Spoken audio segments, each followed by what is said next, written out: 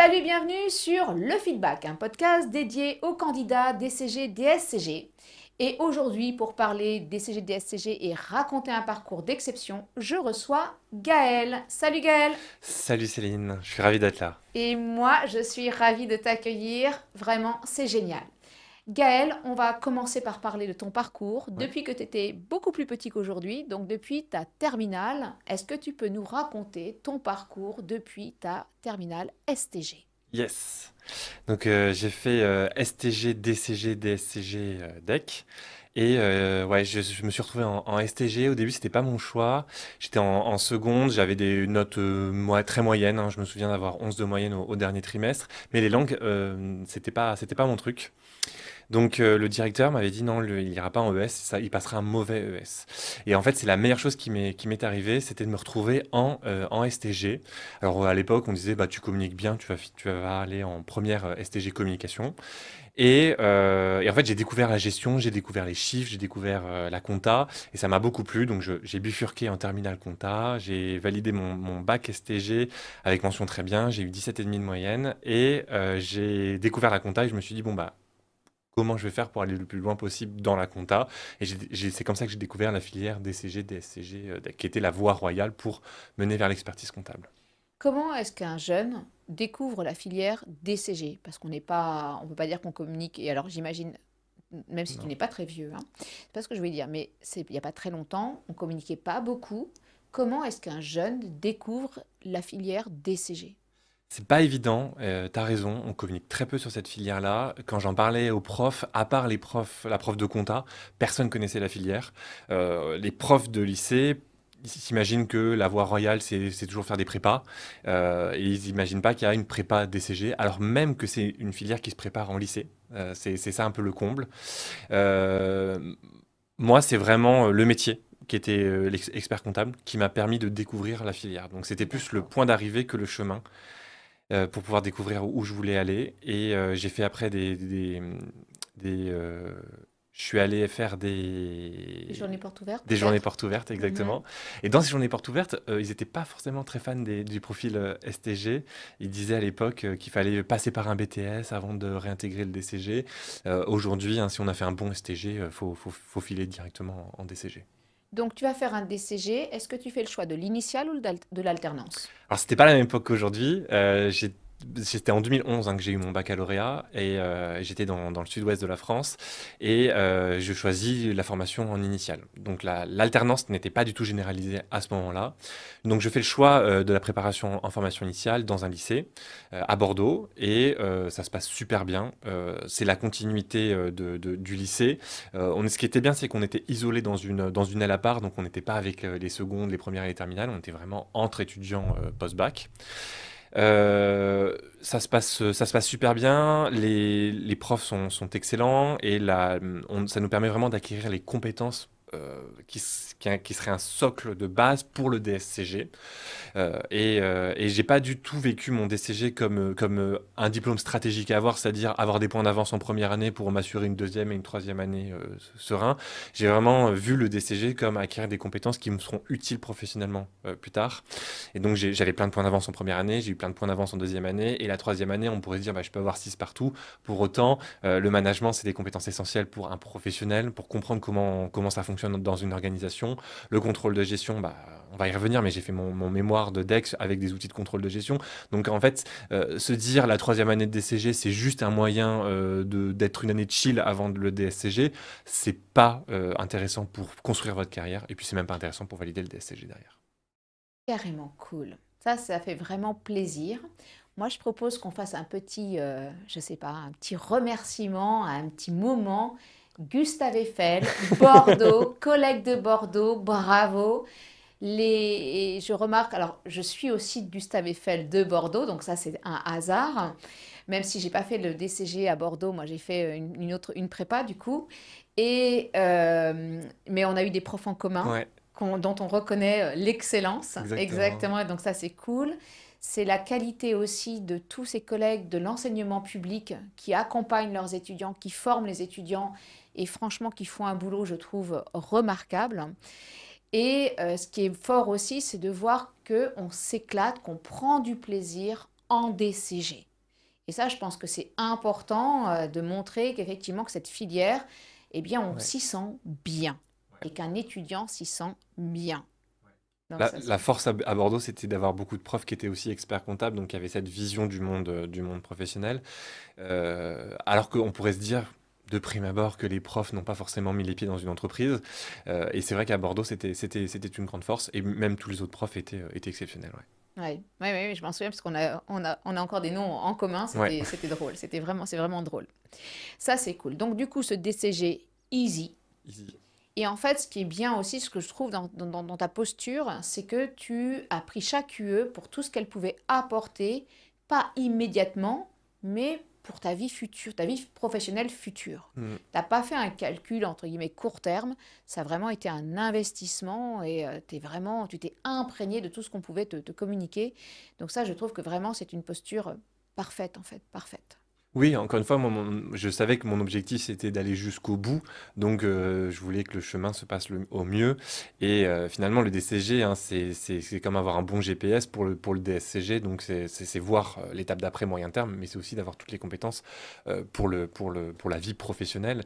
Et c'est vrai que ce qui distingue notre filière DCG, DSCG par rapport à une école de commerce ou des écoles d'ingénieurs ou des écoles ou des masters, c'est qu'on est vraiment très technique dans notre filière. Et ça, je peux vous dire que sur la vie professionnelle, ça fera la différence.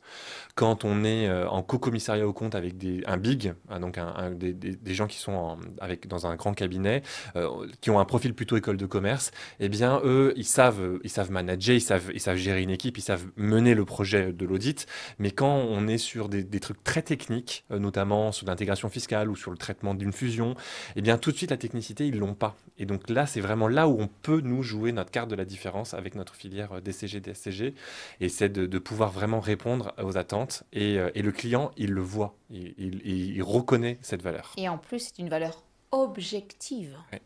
fondée sur un savoir, sur une expertise qui a été acquise, vérifiée, Ouais. validée. Donc c'est un diplôme qui est vraiment extrêmement puissant, je trouve, et objectivement puissant. C'est pas, entre guillemets, c'est pas juste acheté. Donc ça, j'aime beaucoup cet élément. Voilà, c'est une réalité Ouais. technique qui se verra sur le terrain. C'est pas un diplôme volé, hein. C'est un diplôme d'État comme le baccalauréat. Que vous soyez à Paris, à Marseille ou à Bordeaux, vous passez la même épreuve. Et même votre note, elle n'est pas volée, hein. Vous passez le même. Enfin, vous avez une double correction, pardon. Et il y a un professionnel et un professeur qui corrigent. Et après, chacun doit bloquer ses notes. C'est-à-dire que les deux correcteurs n'ont pas accès aux notes l'un à l'autre. Et c'est que quand tout le monde a terminé qu'on fait une harmonisation sur la note. Donc, la note que vous avez en DCG ou en DCG, vous la valez, vraiment. Ouais, c'est vraiment, c'est le cas, je suis d'accord. Donc, quand tu regardes, bon, c'est vrai que ça fait un petit moment, ton DCG, tu dirais que ça a été facile, exigeant, difficile? Euh, Moi, je suis impressionné par mes étudiants aujourd'hui qui sont en alternance et qui arrivent à allier cabinet, période fiscale, épreuve du DCG. Donc ça, c'est vraiment difficile. Et je leur dis tous les jours hein, que je suis vraiment impressionné par leur parcours parce que moi, j'ai pas fait ça, hein. J'étais en formation initiale dans un lycée. Donc en gros, je n'avais que ça à faire d'étudier ou de me former. Euh, J'avais déjà fait des stages d'initiation quand j'étais en terminale ou en seconde dans le cabinet euh, de, enfin, mon père était gérant d'un magasin et donc il avait un cabinet comptable, donc j'étais allé dans ce cabinet-là pour un peu comprendre les enjeux de la profession. C'était facile dans le sens où j'avais l'envie d'être dans cette filière. C'était facile dans la première année dans le sens où j'avais déjà fait une terminale STG, donc j'avais déjà vu un peu de management, un peu d'économie, un peu de droit, un peu de compta. Et du coup, en fait, ce que j'ai fait, c'est que j'ai joué sur mes forces. C'est-à-dire que la compta, je la bossais quand même. Je suis pas resté sur mes acquis. Et je concentrais surtout mon énergie sur l'économie, où j'avais moins de compétences que ceux qui avaient fait un bac ES ou ceux qui avaient beaucoup plus de méthodes de travail avec une autre filière à l'époque. Et c'est en ça que ça a été facile parce qu'en fait, j'ai travaillé toute l'année. Ce qui est bien dans les lycées et même dans les écoles privées qui préparent le DCG, c'est que vous avez des contrôles. Et il faut vraiment voir les contrôles comme des galops d'essai en vue de l'examen. C'est comme ça qu'on rentre dans la philosophie, c'est comme ça qu'on rentre dans le sujet. Et en fait, si on joue pas les contrôles comme si c'était l'examen, ben, ça nous prépare pas vraiment au truc. Moi, je dis souvent à mes étudiants, c'est comme si vous alliez courir un marathon sans vous être jamais entraîné. Celui qui court un marathon, il n'a pas juste regardé des vidéos, il a sur comment courir et il s'est entraîné, il s'est mis en condition. Et donc ça a été pour moi facile, mais j'avais des conditions en or pour pouvoir y arriver. Oui, je suis d'accord et je suis d'accord avec toi. Nos étudiants qui sont en filière, donc DCG, qui font de l'alternance, qui vivent la période fiscale, effectivement, chapeau. Chapeau, et c'est vrai que pour eux c'est difficile et qu'ils Mm. ont besoin je trouve, d'un soutien particulier Ouais. et il faut qu'on tienne compte hein, de ces paramètres, de leurs paramètres, hein, pour les accompagner le mieux possible vers le succès. Ouais. Je pense que c'est important. Donc, du coup, ce qui est intéressant dans ce que tu dis aussi par rapport à ton parcours, c'est que tu n'as sacrifié aucune UE. Non. Mm. Si je te pose la question, tes UE les plus kiffantes, c'était quoi? Bah moi, j'ai aimé toutes les UE du DCG. J'ai eu d'excellentes notes. Si on prend les UE où j'ai eu les meilleures notes, ça a été l'intro à la compta en DCG, en première année de DCG. J'ai beaucoup aimé les SIG aussi. Je me souviens qu'en terminale, j'avais déjà fait un petit peu de VBA sur Excel. C'était mon étude et mon projet. J'ai adoré suivre ça aussi en première année de DCG. J'ai adoré en deuxième année de DCG la compta à pro et le droit des sociétés. Le droit des sociétés, vraiment, c'est structurant et c'est fou parce que ces compétences-là, ça, c'est en deuxième année de licence, mais ça nous est vraiment encore utile professionnellement tout au long de notre carrière. Ouais. Et je me vois échanger même avec des avocats qui étaient spécialisés dans ces sujets-là et de leur dire, avec des juristes pour dire, mais dans la SRL, il n'y a pas une question de double majorité, c'est-à-dire qu'il ne faut pas aussi Je vois avoir en très bien la nombre de règle hein, pour la personnes. session des parts sociales. Bah non, pas du tout. Bah, vous pouvez vérifier quand même. Et là, mais t'as raison, Gaël et tout. Je fais, bah voilà, c'est vraiment des Je compétences suis qui nous seront d'accord. utiles voilà, toute la vie. Complètement d'accord. Tu vois, là même là, j'ai vu comme ça un post passer sur LinkedIn avec quelqu'un qui parlait de la SAS, un professionnel hein, qui parlait de la SAS, qui parlait de l'obligation de désignation d'un CAC et qui en fait utilisait donc les cas d'avant la loi Pacte. Et je m'étais dit, et donc j'ai envoyé un message en disant, mais vous êtes sûr que cette partie donc du contrôle, enfin être contrôlé ou contrôlé, ça s'applique toujours après la loi Pacte? Et du coup, et tu te dis, ben ouais, nos étudiants, ben, on les a formés et ça, ils le savent Ouais. effectivement. Et effectivement, les étudiants de DCG ont une vraie, enfin, ouais, on les positionne comme de futurs experts, clairement, grâce à des enseignements effectivement qui sont riches. Alors parfois, ils les trouvent trop lourds, hein, Oui. mais en même temps, c'est tellement important pour l'avenir quand ils seront en clientèle Ah ouais. ou quand ils seront confrontés à des professionnels sur des dossiers où il faudra qu'ils comprennent quels sont les enjeux, les spécificités, la technicité. Et Oui, leur légitimité, ouais. complètement. La Fisca, ça m'avait beaucoup plu aussi. À l'époque, je révisais à la BU à Bordeaux et il y avait des Master 1 droit des affaires qui bossaient le même cours que moi. Ils étaient là, est-ce que c'est dans le champ d'application de la TVA ou non? Et je me souviens qu'on échangeait alors que moi j'étais en deuxième année de licence et eux ils étaient en première année de master. Et ils disaient, mais tu fais quoi comme filière? C'était très drôle, ça donnait lieu à beaucoup d'échanges. La finance, c'était très normé avant l'épreuve, Oui. donc j'avais eu aussi une excellente note. Et en troisième année de DCG, contrôle de gestion, ça m'avait beaucoup plu. Et le management aussi, surtout quand on ralliait des exemples récents. Je me souviens qu'on parlait beaucoup de Disney, on parlait beaucoup de William Sorin, on parlait beaucoup de Total, avec les concepts du management. Donc en gros, on pourrait se dire que c'est une matière assez théorique, parce qu'on fait une disserte, alors que pas du tout. Il y a la vie qui fait qu'on on se raccroche toujours à ces concepts-là. Et que ça donne du sens à des grandes décisions qui vont être utilisées dans l'actualité. Ah oui. Et en fait, tout prend, je trouve, du sens. Mm. Du sens. Alors parfois, c'est du contresens, mais on peut expliquer des choses, des décisions qui paraissent incroyables avec des théories du management, les jeux de Oui. pouvoir, des choses comme ça, et dire, mais oui, une organisation, c'est des jeux politiques aussi, par exemple, dont on n'a pas forcément conscience comme ça. Et on peut utiliser beaucoup de théories, même sur la vie perso, hein, sur le Complètement. couple, les relations d'amitié ou ce On genre est de choses. d'accord, entièrement. Je partage totalement cette idée-là, notamment sur la confiance. Ouais. J'aime beaucoup contrôler confiance, ça fait partie de mes sujets préférés. Et j'illustre comme ça exactement certains concepts. Je trouve ça assez drôle et en même temps, bah, c'est une réalité. Ok, donc tu as validé ton DCG tranquille. Oui, Tu donc en initial avec un stage classique. oui, Voilà. Et ensuite, tu poursuis donc en DSCG. Donc exactement. là, DSCG en initial aussi? C'était la question, enfin, avec toutes les compétences que j'avais acquis en DCG, je me suis dit, bon, c'est le moment de passer en alternance. C'est le moment de passer en alternance parce que le DSCG, c'est vraiment le tremplin vers la vie active. J'ai vraiment l'impression, parce que le master, c'est juste avant la vie active. Et à ce moment-là, je me dis, bon, bah, je suis à Bordeaux, il faut que je trouve un cabinet pour faire mon alternance à Bordeaux. Et on est en 2014 et l'alternance n'est pas autant généralisée qu'aujourd'hui. Aujourd'hui, l'alternance, elle est subventionnée, hein. Elle est accompagnée par l'État. Il y a des aides à l'embauche, il y a le contrat d'apprentissage qui s'est généralisé. Avant, la vision du contrat d'apprentissage était assez négative, elle était limitée. On se disait, ah, le contrat d'apprentissage, c'est pour des formations qui n'ont pas la bonne cote. Oui. Alors qu'aujourd'hui, on est en master en apprentissage. On a tous compris que c'était avantageux pour les salariés et pour l'employeur, parce qu'il n'y a pas de charge, il y a pas de charge patronale, enfin moins de charge sociale, Mm, pardon. mm, mm, mm. Là, ça s'est vraiment généralisé, mais à l'époque, ça l'était pas. Et donc à Bordeaux, j'ai eu beaucoup de mal à trouver une alternance. Pour autant, j'étais vraiment investi, hein. J'avais fait, je me souviens, la nuit qui compte, c'était un speed dating speed meeting avec des experts comptables. Et à chaque expert comptable que je passais, je sais, est-ce que tu embauches des alternants? Ah non, on n'embauche pas d'alternants, on n'en a pas, c'est pas notre truc, on te prend en stage si tu veux. Bon, bah. Du coup, j'ai décidé d'aller à Paris. J'ai fait mon DSCG à Paris, dans l'une des plus grosses écoles de Paris, Mhm. et j'ai choisi le choix de l'alternance. Et alors là, c'était déjà Un une vrai a- changement un là, vrai hein. changement, une aventure de partir à Paris. Moi, je venais des Landes, je suis monté à Bordeaux 1 heure, et puis là, hop, on passe à Paris.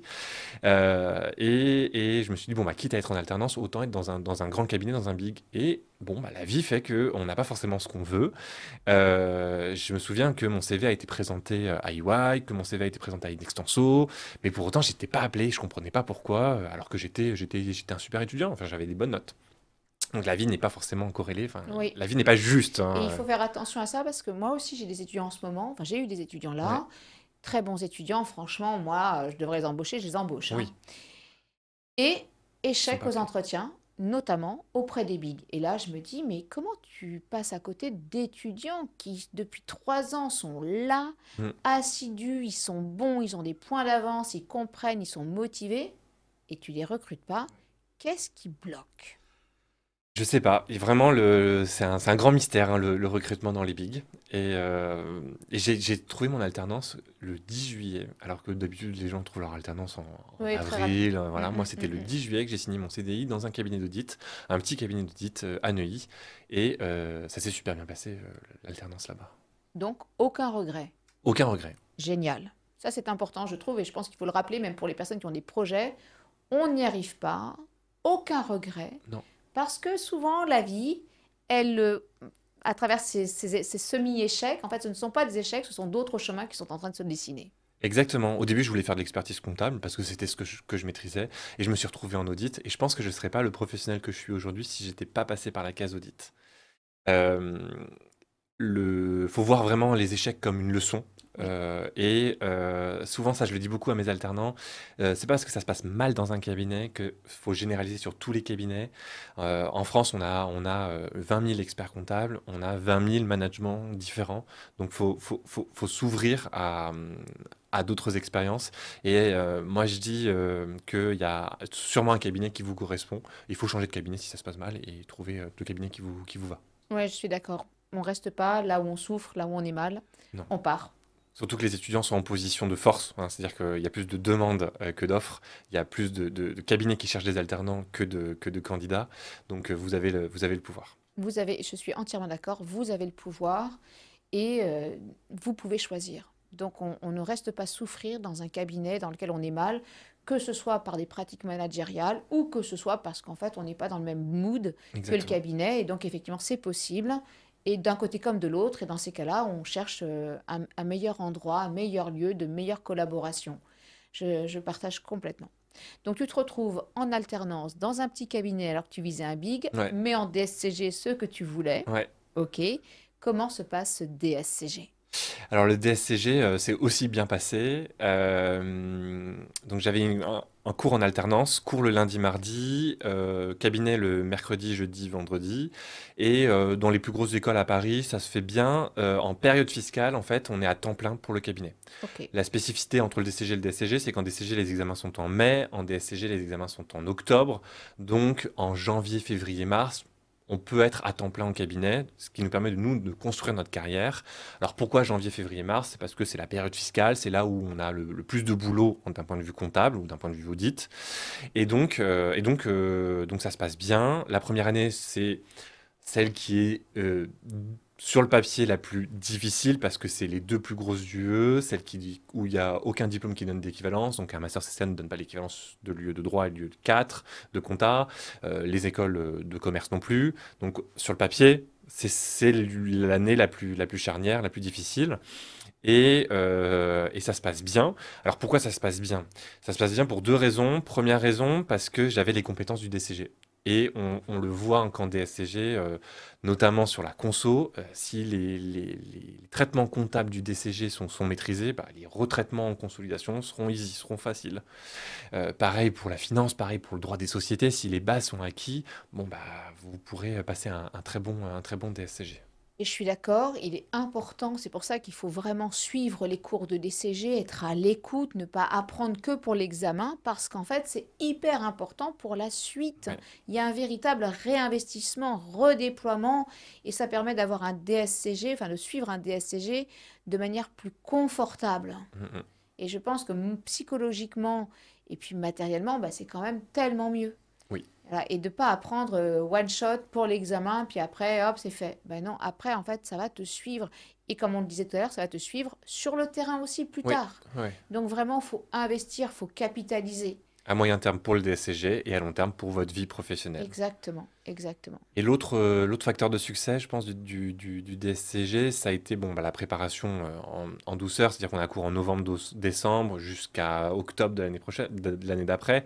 Donc c'est une préparation qui est longue, mais c'est une préparation où on teste nos connaissances petit à petit. Et c'est vrai que c'est en rentrer dans les mœurs en DSCG de faire des galops d'essai. En DSCG, moi je le constate avec mes étudiants, c'est que des fois les étudiants prennent ces contrôles comme par-dessus la jambe, vous vous dites c'est Mm. pas grave, je réviserai en septembre. Bah non, vous ne réviserez pas en septembre, vous aurez du mal en septembre parce que pour réviser, il faut avoir les notions qui sont acquises. Et donc ces contrôles-là permettent vraiment d'avoir Oui. acquis ces notions-là. Et on ne les fuit pas. On ne les fuit pas, non. On les fait au maximum de ce que l'on peut. On reste dessus et on se confronte à notre réalité, Ouais. nos difficultés, et on en fait tire un diagnostic et on réajuste après. Ouais, on se bat, on se On se bat. bat, Ouais. ouais, on se bat contre soi, on se bat contre ses difficultés, on découvre effectivement des problèmes de compréhension ou autres. Mm, mm. Voilà, ben c'est le moment d'une révélation et après on peut remédier et progresser et s'améliorer. Vaut mieux faire l'erreur en novembre que la faire le jour de l'examen. Si Ah en ouais, novembre on l'a complètement, fait, bah, ouais, on apprend et on tire les leçons. Ouais. complètement. Sur ce DSCG, qu'est-ce que tu as préféré? Qu'est-ce que j'ai préféré comme cours? Ouais, Moi, j'ai beaucoup aimé donc l'épreuve de compta, hein. J'ai aimé apprendre la conso. Donc, je trouvais, en fait, j'ai bien compris la philosophie entre le DCG et le DSCG, que le DCG, c'est on construit autour d'une société. Donc, on produit les comptes individuels d'une société, on fait un diagnostic en finance d'une société, on se pose les questions de management autour d'un environnement précis et que le DSCG, c'était vraiment une prise de recul sur plutôt un groupe, le groupement. En fiscalité, on va apprendre l'intégration fiscale. En comptabilité, on va apprendre à produire des comptes conso, donc de groupe. En droit des sociétés, on se pose plus de questions sur le groupe, les conventions, les prix de transfert. En finance, on fait un diagnostic du groupe. Voilà, donc on monte en compétences et donc le groupe, bah, c'est symbolisé notamment par la production des comptes conso. Ça m'avait quand même pas mal plu. La fusion aussi, hein. On avait un super prof qui était excellent et qui nous faisait rire. Et puis l'audit, moi je le pratiquais sur le terrain. C'était intéressant de voir pourquoi je faisais ces choses-là sur le terrain. Donc en cours, j'apprenais l'indépendance du commissaire aux comptes, l'article 5 du code de déontologie. Et sur la pratique, je le voyais concrètement, comme quoi, quelle position on devait avoir, le fait de ne pas s'immiscer dans la gestion. Donc j'avais vraiment cette illustration ou le bagage théorique qui allait vraiment avec la vie professionnelle. Donc moi, ça m'avait beaucoup plu cette matière-là. Et là, c'est là où ça montre la puissance de l'apprentissage, hein, des Ah formules en ouais. alternance, où là, vraiment, quand c'est comme ça, tu as une bonne synchro entre le contenu théorique et la pratique, et tu vois la symbiose, Mm. ce qui favorise forcément l'assimilation et l'ancrage. Et du coup, ça donne du sens à ce que, à ce que tu fais en cours. Et donc ça, vraiment, je trouve que ça donne beaucoup de puissance à l'enseignement, en fait. Exactement. Mm. C'est vrai que mon alternance en audit m'a permis de voir des problématiques un peu plus macro, comme des fusions, comme de l'audit de compte conso, alors que c'est vrai que si j'avais été peut-être en alternance en expertise Mm, mm. comptable, j'aurais plus eu une vision terrain des choses qu'on voit en DCG que des choses qu'on voit en DSCG. Ouais. Et c'est vrai que moi, je suis assez convaincue par commencer direct une alternance en audit Pour le après le DS, ouais. DCG, ouais, pour le Ouais. DSCG. Je le dis à mes étudiants en DCG, je leur dis, mais on tente, notamment les BIG, hein, parce que donc, je sais que les BIG recrutent en audit, Mm. en DSCG, en alternance. Je dis, il faut y aller, faut y aller, il faut tenter, parce que vraiment, c'est une expérience. Ah oui, moi j'aime bien l'expertise, etc. c- un auditeur connaît la compta, il connaît les chiffres, il connaît le sens, il est en train d'en vérifier la régularité. Donc forcément, vous n'allez rien perdre en termes de compétences, en expertise. Mais vraiment, c'est une autre façon de regarder, c'est un autre rapport avec le Mm. client, c'est un autre rapport avec la production comptable. Et je trouve que c'est extrêmement riche. Ça ouvre et je dis, rien ne vous empêchera ensuite d'aller sur l'expertise. Si c'est vraiment votre crush, je sais pas, ben, c'est pas grave, vous inquiétez pas, on n'est pas à 1 an ou à 2 ans près pour Ouais. replonger dans l'expertise comptable. Moi, je suis 100% d'accord avec ce que tu dis. Je pense que déjà, ce qu'il faut savoir, c'est que les bigs, en sortie de master, n'embauchent pas de DSCG. En audit, en tout cas. Donc, Deloitte, Mazars, non, Mazars n'est pas un big, non, mais Oui, Deloitte, EY, KPMG et PwC n'embauchent pas de poste DSCG pour des auditeurs juniors.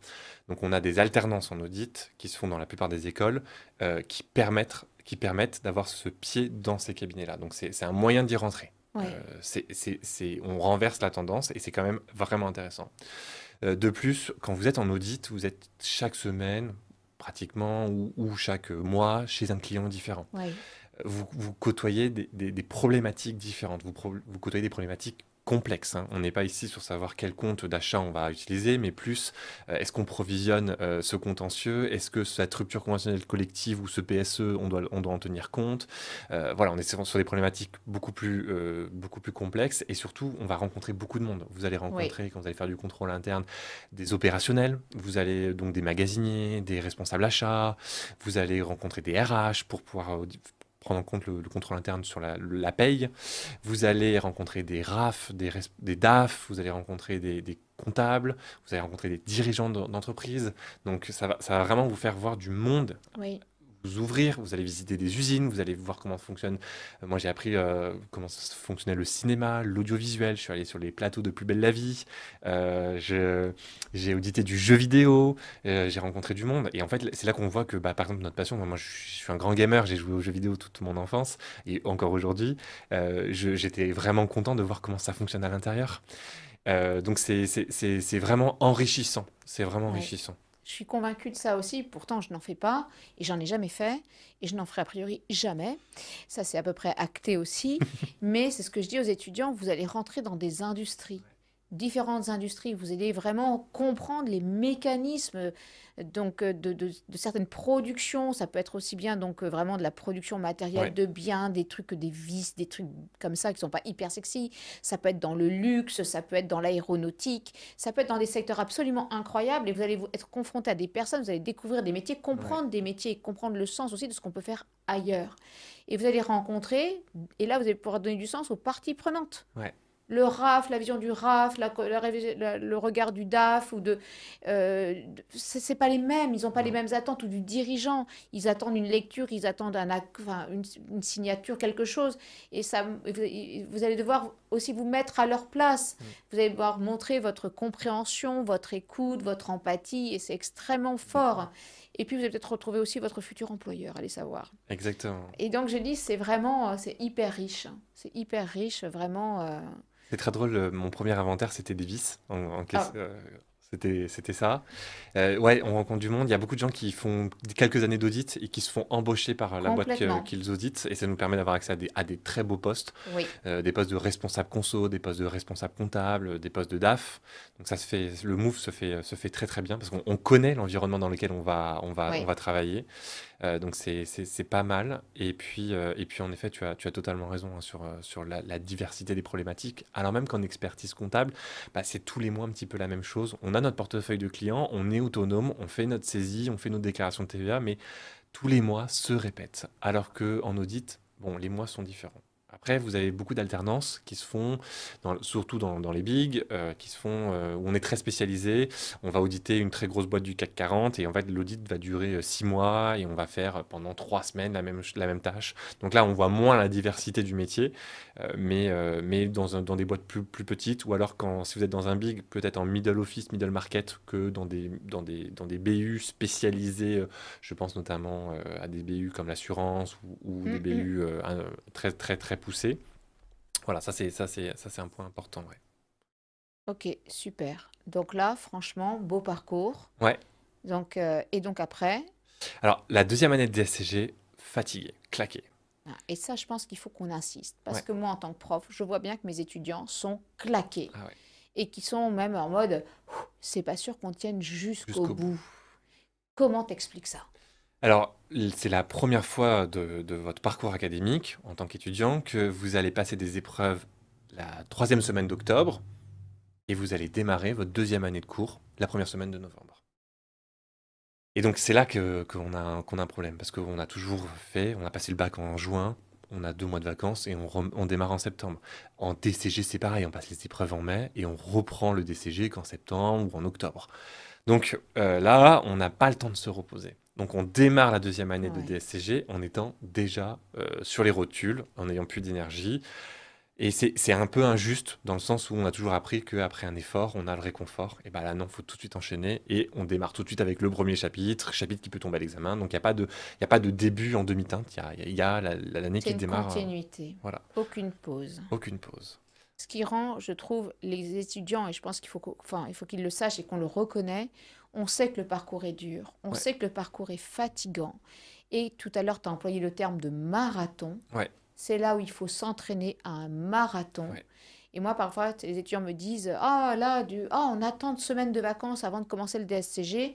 Oh, je vais me trouver un petit boulot ou un boulot. Euh, Profite, Ouais. accumule, remplis tes batteries, pas pour 1 an, pour 2 ans. 2 ans. Parce qu'en fait, entre ta fin de première année de DSCG et ta deuxième, en fait, tu verras pas. Il n'y en aura pas, en fait, c'est une continuité. Et cette énergie que tu auras prise avant, il faudra que tu l'aies vraiment stockée et que tu les libères progressivement Ouais.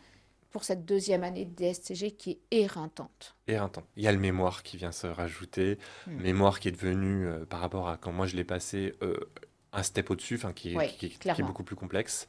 Et puis tu en attends des épreuves. Donc si tu passes pas une bonne première année, si tu n'as pas de point d'avance, sur le papier, la deuxième année, elle est complexe. Je Elle est très suis complexe. entièrement d'accord. Même parfois, tu vois, je sens que les étudiants sont démotivés. Oui, Ils sont là, ouais, ils ont plus d'entrain. Il faut vraiment les tenir et même quand tu les tiens, tu sens que ça suffit pas, quoi. bah non. Mm. Et les étudiants sont en deuxième année en alternance, donc leur deuxième saison fiscale. On en attend beaucoup plus d'eux. Oui, Il y a dans la profession, on a un défaut d'enseignement. Enfin, dans la profession, on a un défaut d'attractivité, donc on a moins de monde et souvent les cabinets bah, pallient avec des alternants. Et on demande des fois des alternants, un travail de CDI. Donc ça fait qu'ils sortent de la période fiscale encore plus fatigués. Donc oui. ouais, c'est pas évident. Non, c'est pas évident du tout. Et c'est vrai qu'ils ont passé la période fiscale Ouais, et qu'en alternance, on n'a pas tous les congés scolaires. On n'a que 5 semaines de congés payés. ouais. Et 5, en fait, bah, c'est pas beaucoup. 5, c'est pas C'est beaucoup. beaucoup moins en tout cas que quand on était à l'école en initiale. Exactement. Et dans les 5, bah, souvent, on en prend pour réviser, donc on n'en prend pas pour se reposer. Ouais, Exactement. Donc il faut vraiment, moi je dis toujours, attention à votre hygiène de vie. ouais, Vraiment, faites attention, je sais que vous êtes jeune, etc. Mais hygiène de vie, maintenir un équilibre, bien savoir, bien se projeter et savoir que ça va durer longtemps. ouais. Là, j'ai rencontré il n'y a pas très longtemps une de mes étudiantes de DCG que je ne vois plus en cours. Et je lui dis en DSCG donc, et je lui dis, mais elle me dit, madame, c'est trop difficile, c'est trop dur, c'est trop dur. Voilà. Et je dis, c'est quand même dommage. Et donc on sent, et elle me dit, non, c'est trop dur, je peux pas, je suis fatiguée. Et donc bah, mon employeur me propose de me prendre en CDI, je vais accepter. Je vais accepter et donc là, la charge de travail, forcément, au cabinet va Bah oui. augmenter. Je dis attention, hein, et si, donc là, je comprends, reposez-vous, mais ne lâchez rien, Mm. quitte à passer une UE ou 2 UE par an, ou une UE par an, voilà, et vous finirez par avoir quand même ce master. Ce grade master, c'est important, je trouve, sur un avenir qu'on ne connaît pas encore. Ouais, et là je mets en garde, t'as entièrement raison, hein, j'avais pas mal de camarades de classe qui s'investissaient beaucoup dans leur cabinet. Alors, si vous êtes dans un cabinet, un petit cabinet ou un cabinet de taille intermédiaire, généralement, ils vont vous prendre en CDI. Mais par exemple, les big, ils ont dans leur procédure cabinet qui n'embauchent pas quelqu'un s'il n'a pas un grade master. Mm, mm. Donc, je me souviens que j'avais des camarades de classe qui étaient dans un big, qui se sont investis pendant 2 années pendant, en alternance. Limite, on avait l'impression que ça allait être de futurs associés du cabinet, hein, tellement ils s'investissaient. En cours, ils répondaient à des mails clients, ils Oui, passaient des écritures comptables au lieu de suivre. Ils moi je les vois aussi hein, s'investissaient. parfois, hein. Ouais. Mais hein, vous écrivez beaucoup, hein. Tu parles pas à ce débit-là, hein, tu parles pas aussi vite pour la prise de notes. Ouais. Et en fait, bah, résultat des courses, ils valident pas leur DSCG. Mm. Et le cabinet leur dit, bah non, on peut pas te prendre. En tout cas, on peut pas te prendre en CDI. Payer comme un vrai CDI. On peut te reprendre en alternance si tu veux. Bah non, Ouais, non, c'est pas faire. ouais. Et donc ça, il faut faire attention. Je pense qu'il faut alerter, hein. J'ai une de mes Mm, étudiantes hein, comme ça qui est dans un big et qui n'a pas validé son DSCG, donc ils l'ont gardé, hein, mais effectivement pas aux conditions initiales, enfin qui étaient exactement. prévues. Bah oui, t'es pas diplômé. Donc tu ne vaux pas la même chose. Et dans ces entreprises, les règles sont claires, il y a des process qui sont bien normés et donc il y a des grilles et tu rentres plus dans la tu rentres pas en tout cas au bon endroit de la grille. Exactement. Déjà que c'est très difficile dans les bigs en tant Oui, que DSCG, mais si en plus tu rajoutes cette... Ouais. ok. En tout cas, merci pour ce partage Ouais, très clair sur ton du bac jusqu'au DSCG. ouais. On se retrouve pour un nouvel épisode pour partager donc d'autres aspects donc de ton parcours et donc on se retrouve bientôt pour parler du deck. Yes. Merci Merci. Gaël. Merci. Merci d'avoir suivi cet épisode. J'espère qu'il vous a été utile. D'ailleurs, s'il vous a été utile, n'hésitez pas à commenter. Si vous avez envie d'autres vidéos, n'hésitez pas aussi à les indiquer en commentaire. Et n'oubliez pas, suivez-moi sur TikTok, Instagram, LinkedIn. Abonnez-vous et commentez. À bientôt!